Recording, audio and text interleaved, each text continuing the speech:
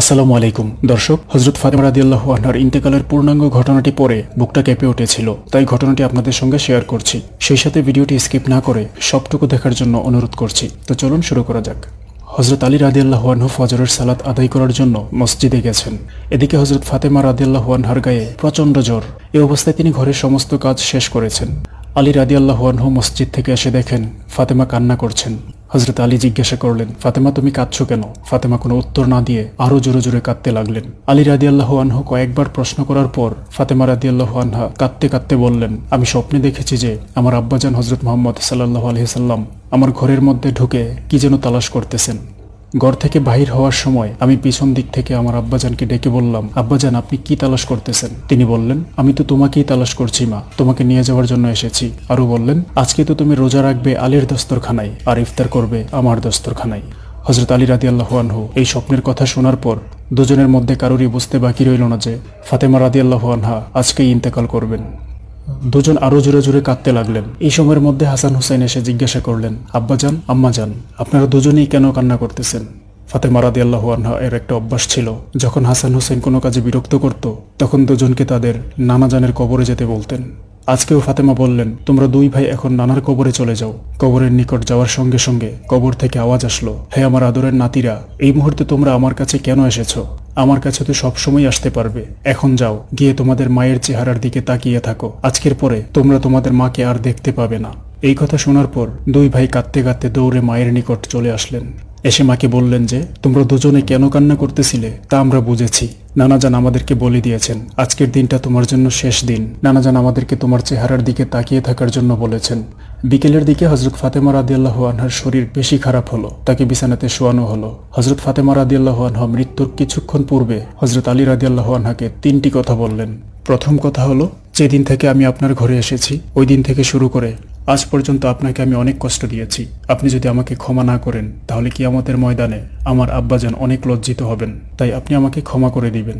হযরত আলী রাদিয়াল্লাহু আনহু বলেন, ফাতেমা তুমি এসব কি বলছো? আমি আলী তো তোমার যোগ্যই ছিলাম না। তোমার আব্বাজান দয়া করে মেহেরবানি করে তোমাকে আমার কাছে বিয়ে দিয়েছেন। বিয়ের দিন থেকে নিয়ে আজ পর্যন্ত আমি আলী তোমাকে কোনোদিন ঠিকমতো দুই বেলা খানা পর্যন্ত খাওয়াতে পারি নাই। ফাতেমা তুমি বলো আমাকে ক্ষমা করেছো কিনা? তুমি যদি আমাকে ক্ষমা না করো তাহলে আমাকেও কিয়ামতের দিন কঠিন শাস্তি ভোগ করতে হবে। এরপর ফাতেমা দ্বিতীয় কথা বললেন, আমার ইন্তেকালের পর আপনার পছন্দ মতো দুনিয়ার যে কোনো মহিলাকে আপনি বিবাহ করে নেবেন, আপনাকে আমি অনুমতি দিয়ে গেলাম। আর আমার দুই সন্তান হাসান হোসেনকে সপ্তাহে একটা দিন আপনার কোলে নিয়ে ঘুমাবেন। তৃতীয় কথা হলো, হাসান হোসেন যখন বালেগ হবে তখন ওদের দুই ভাইকে আল্লাহর রাস্তায় সুপর্দ করে দিবেন এবং আমার লাশ রাতের বেলায় দাফন করবেন। হযরত আলী রাদিয়াল্লাহু আনহু বললেন, তুমি যা বলেছ সবই বুঝতে পেরেছি, কিন্তু তুমি নবীর মেয়ে, আমি সবখানে খবর দিয়ে তোমায় দাফন করব, এতে সমস্যা কি? হযরত ফাতেমা রাদিয়াল্লাহু আনহা বললেন, আমার কাফনের উপর দিয়ে সবাই অনুমান করবে যে নবীর মেয়ে কতটুকু লম্বা ছিল, কতটুকু স্বাস্থ্য ছিল, এতে আমার পর্দা ভঙ্গ হতে পারে, তাই রাতের বেলায় দাফন করতে বলেছি। হযরত ফাতেমা রাদিয়াল্লাহু আনহু ইন্তেকালের পর তার লাশের খাটিয়া বহন করার জন্য মানুষ মাত্র ৩ জন, হযরত আলী রাদিয়াল্লাহু আনহু এবং শিশুপুত্র হাসান ও হুসাইন রাদিয়াল্লাহু আনহু।